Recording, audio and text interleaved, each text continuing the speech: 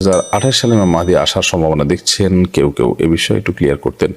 মেয়েদের বেতনের টাকা তার বাবা মাকে খরচ হিসাবে দিতে পারবে কিনা, পারলে কি পরিমাণ দিতে পারবে, এক্ষেত্রে স্বামীর অনুমতি নিতে হবে কিনা। প্রশ্ন হলো, আমার সন্তান বারবার তার মায়ের কোলে পেশাব করে দেয়, এ অবস্থা বারবার কাপড় পাল্টে নামাজ আদায় করা কষ্টসাধ্য, এর সহজ ফয়সালা দিবেন। পরে প্রশ্ন হলো, সার্টিফিকেটে বয়স কমে চাকরি করলে উপার্জনের টাকা হালাল হবে কিনা। অনেকে বলে চুল কাটার পর গোসল না করে ঘরে ঢোকা যায় না, তাদের কথা কতটুকু সত্য। আমার স্বামী 5 ওয়াক্ত নামাজ পড়ে, অর্থ সহ কোরআন পড়ে, আমি অসুস্থ হলে রাগ করে ডাক্তার দেখানোর জন্য টাকা দেয় না, ঠিকমতো কাপড় চোপড় দেয় না, আমি কি তার অজান্তে ধান চাল বিক্রি করে আমার কাপড় ওষুধ কিনতে পারবো কিনা, থেকে আমার গুনাহ হবে কিনা। চিকিৎসার পরও শারীরিকভাবে যৌন অক্ষমতায় ভোগার কারণে বিবাহ না করলে এতে কি গুনাহ হবে। আমার কাছে একজন কিছু টাকা আমানত রেখেছে, আমি আমার প্রয়োজনে সেখান থেকে খরচ করেছি, এরপর তার প্রয়োজনে সময় পূরণ করে দিয়েছি, এরকম করার কারণে কি আমার গুনাহ হয়েছে। আমার অবস্থা হলো, বউকে নিয়ে সংসার করলে মা বাবা অসন্তুষ্ট, তাদেরকে সন্তুষ্ট রাখতে হলে বউকে তালাক দিতে হবে, এখন আমি কি করব এবং আর ভবিষ্যতে কখনো এই ধরনের গুনাহে জড়ানো যাবে না। মেয়েদের বেতনের টাকা তার বাবা মাকে খরচ হিসাবে দিতে পারবে কিনা, পারলে কি পরিমাণ দিতে পারবে, এক্ষেত্রে স্বামীর অনুমতি নিতে হবে কিনা। মেয়েরা যা উপার্জন করবে সেটা একান্ত তাদের, অতএব এক্ষেত্রে স্বামীর অনুমতি নিয়েই খরচ করতে হবে, সেটা কিন্তু সেই দৃষ্টিকোণ থেকে আবশ্যক নয়।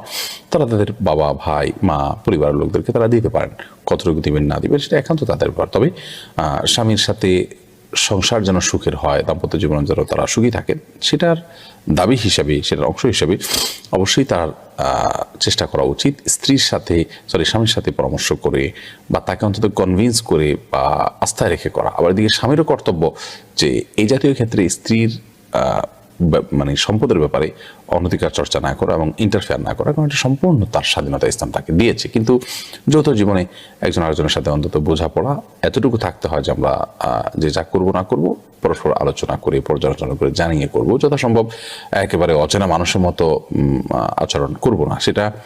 সেটা হলো আমাদের দাম্পত্য জীবনে সুখী হওয়ার জন্য, মিলেমিশে থাকার জন্য সেই প্রয়োজনে করা, কিন্তু এটা সম্পূর্ণ নারীর অধিকার। সেক্ষেত্রে স্বামী এখানে বাধা দিলে বা ইন্টারফেয়ার করলে বা সেখানে কোনো প্রকার হস্তক্ষেপ করলে সেটা তার জন্য জায়েজ হবে না।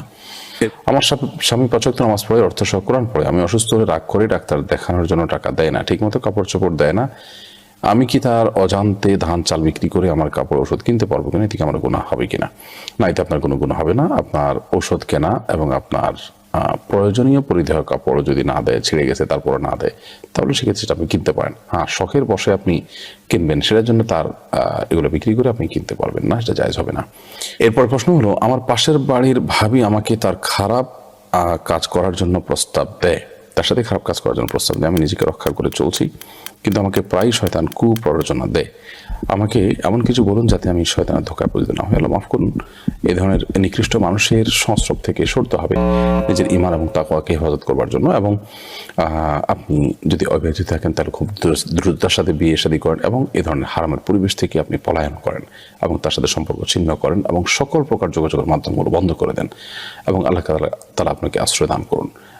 এক্ষেত্রে বিয়ে হলো সবচেয়ে কার্যকর পন্থা এবং গুনাহের পরিবেশ থেকে সরে যাওয়া প্রয়োজনে অন্যদেরকে জানিয়ে দিতে হবে যদি নিজেকে গুনাহ থেকে বাঁচানোটা কঠিন হয়ে যায় সেক্ষেত্রে, এবং তারপরেও তাকে যে কোনো মূল্যে বিরত রাখতে হবে তার এই অন্যায় প্রস্তাব থেকে। এবং প্রথমে তাকে ভয় দেখানো যেতে পারে, তাতে যদি তিনি বিরত হয়ে যান তাহলে তো আলহামদুলিল্লাহ। চিকিৎসার পরও শারীরিকভাবে যৌন অক্ষমতায় ভোগার কারণে বিবাহ না করলে এতে কি গুনাহ হবে। চিকিৎসা করার পরও যদি শারীরিকভাবে অক্ষম থাকে কেউ, তাহলে সেক্ষেত্রে তিনি যদি গুনাহ মুক্ত থাকতে পারেন, ফিতনা মুক্ত থাকতে পারেন এবং তার দ্বারায় মানে বিয়ে করলে বরং স্ত্রীর হক নষ্ট হবে এরকম হয়, তাহলে তার জন্য বিয়ে না করাই উচিত। তিনি এক্ষেত্রে আপনার বিবাহ থেকে বিরত থাকবেন। আর যদি নিজে গুনাহে লিপ্ত হওয়ার আশঙ্কা থাকে বা স্ত্রীর হক আদায় করতে পারেন, হয়তো পুরোপুরি নয়, তাহলে সেক্ষেত্রেও তার জন্য বিয়ে করা জায়েজ হবে। অর্থাৎ এটি নির্ভর করবে যে তার অবস্থাটা কি হতে পারে বিবাহ না করলে, আর করলে কি হতে পারে। যদি করলে তিনি বরং স্ত্রীর হক নষ্ট করবেন, তাহলে সেক্ষেত্রে তার জন্য বিয়ে করা জায়েজ নয়। আর যদি বিবাহ করার মাধ্যমে তিনি স্ত্রীর হক আদায় করতে পারেন, আবার এদিকে না করলে বরং তিনি গুনাহে লিপ্ত হতে পারেন, তাহলে তার বিয়ে করা উচিত। অতএব পরিস্থিতির উপর নির্ভর করবে এটি। অনেকে বলে চুল কাটার পর গোসল না করে ঘরে ঢোকা যায় না, তাদের কথা কতটুকু সত্য। না, এটা সঠিক কোনো কথা নয় যে চুল কাটার পরে ঘরে ঢুকতে হলে গোসল করে ঢুকতে হবে, এমন কোনো কথা নেই। তিনি গোসল করা ছাড়াও ঘরে চাইলে ঢুকতে পারবেন। আমার কাছে একজন কিছু টাকা আমানত রেখেছে, আমি আমার প্রয়োজনে সেখান থেকে খরচ করেছি, এরপর তার প্রয়োজনে সময় পূরণ করে দিয়েছি, এরকম করার কারণে কি আমার গুনাহ হয়েছে? দেখুন, প্রথম কথা হলো যে আপনি কারো কাছে যদি আমানত রেখে থাকেন তাহলে সেক্ষেত্রে সে আমানতের টাকা খরচ করাটা আপনার জন্য গুনাহের কারণ হয়েছে। এবং এই আমানতের খেয়ানত করাটা এটা ইমানের সাথে অসঙ্গতিপূর্ণ বিষয়। নবী করিম সাল্লাল্লাহু আলাইহি ওয়াসাল্লাম বলেছেন, লা দীনা লিমান লা আমানাতা লাহু, যার ভিতরে আমানতদারিতা নেই তার দিনদারি না। বিধায় কারণ আমানতের টাকা খরচ করে আপনি গুনাহের কাজ করেছেন, বিধায় আল্লাহর কাছে আপনি তওবা করবেন। তবে সেটি আপনি আবার সমত পূরণ করে দিয়েছেন বা পরবর্তীতে পূরণ করে দিয়েছেন, সেজন্য আপনি আমানত পরিপূর্ণ নষ্ট করেছেন তা নয়, তবে আমানত ভেঙেছেন সেটা এক প্রকারের খেয়ানত হয়েছে। আল্লাহর কাছে ইস্তেগফার করবেন এবং ভবিষ্যতের জন্য না হয় খেয়াল করবেন। আমার অবস্থা হলো, বউকে নিয়ে সংসার করলে মা বাবা অসন্তুষ্ট, তাদেরকে সন্তুষ্ট রাখতে হলে বউকে তালাক দিতে হবে। এখন আমি কি করব? শুধু আমি নই, এরকম অবস্থা সমাজের হাজারো মানুষ। এরপরে কিছু বলুন। আল্লাহ মাফ করুন, এই সমস্ত ক্ষেত্রে ব্যালেন্স করতে হবে। তবে মায়ের সাথে স্ত্রীকে আপনি রাখতে বাধ্য করতে পারেন না, বিশেষ করে যদি তার প্রাইভেসি লঙ্ঘন হয়, অসুবিধা হয়, তাহলে সেই ক্ষেত্রে। এবং এই সমস্ত বিষয়ে যথাসম্ভব মায়েরও আপনার অধিকার আছে নাতি নাতিকে আদর করা, বৌমার কাছে থাকা, বিশেষ করে নাতি নাতিদের কাছে থাকা, সে সুযোগ তার জন্য করে দিতে হবে। আর স্ত্রীর যদি প্রাইভেসি নষ্ট হয় তাহলে সেক্ষেত্রে মাকে বুঝিয়ে, বিশেষ করে নিজের চরিত্র হেফাজতের জন্য নিজের কাছে রাখতে হলে দূরে যদি নিজে থাকেন তাহলে সেক্ষেত্রে আপনি স্ত্রীকে আপনার কাছে রাখতে পারেন সেই দৃষ্টিকোণ থেকে, কিন্তু মাকে যথাসম্ভব বোঝাবেন এবং কনভিন্স করে নেবেন, এবং স্ত্রী যেন তার আচার আচরণ দ্বারা মাকে সন্তুষ্ট রাখার আপনার চেষ্টা করে, তাহলে সেক্ষেত্রে সমন্বয় করা সম্ভব হবে। তবে মায়ের কাছেই স্ত্রীকে রাখতে বাধ্য করবেন শরীরের দৃষ্টিকোণ থেকে, সেটা যেমন জায়েজ নয়। তবে এভাবে যদি কেউ আলাদা সংসার করার মতো, আলাদা বাসা নেওয়ার মতো তার ক্ষমতা না থাকে, আর্থিক সঙ্গতি না থাকে, তাহলে তিনি মায়ের সাথে রাখতে পারেন। অবশ্যই সে রাইট তার আছে, স্ত্রী তাকে সেখান থেকে আলাদা ঘর বাসা ভাড়া নিতে বা আলাদা বাড়ি করতে বাধ্য করতে পারবেন না। তবে স্ত্রীর নির্দিষ্ট থাকার একটা জায়গা এবং কক্ষ, প্রাইভেসির সাথে সেখানে থাকবেন, এতটুকু ব্যবস্থা তার জন্য অবশ্যই স্বামী হিসাবে আপনাকে করতে হবে। সেটা যদি আপনি না করেন তাহলে সেক্ষেত্রে আপনি গুনাহগার হবেন। নিজ পরিবারকে কিভাবে দিন বিষয়ে সতর্ক করব? আমার বাবা একজন ধূমপায়ী, তাকে মানসিক প্রেশার না দিয়ে কিভাবে বুঝালে তিনি করবেন? প্রথম কথা হলো যে আপনি নিজেই তাকে সুন্দরভাবে নাসিহা করতে পারেন। বিশেষ করে রমাদান মাসে ধূমপান ত্যাগ করা অনেক সহজ হয়। দিনের এক পুরো অংশ জুড়ে মানুষ রোজার কারণে কিছু খেতে পারে না, পান করে না। তারা পরে ইফতারের পর যদি বিভিন্ন কাজে ব্যস্ত থাকা হয় এবং দ্রুততার সাথে মসজিদে চলে যাওয়া হয় তারাবির জন্য, তাহলে তারাবির পর এসে আবার শুয়ে পড়া হয়, একটু কষ্ট করা হয় কিছুদিন, তাহলে ইনশাআল্লাহ বিদিনিল্লাহ এই অভ্যাস ত্যাগ করা অনেক সহজ।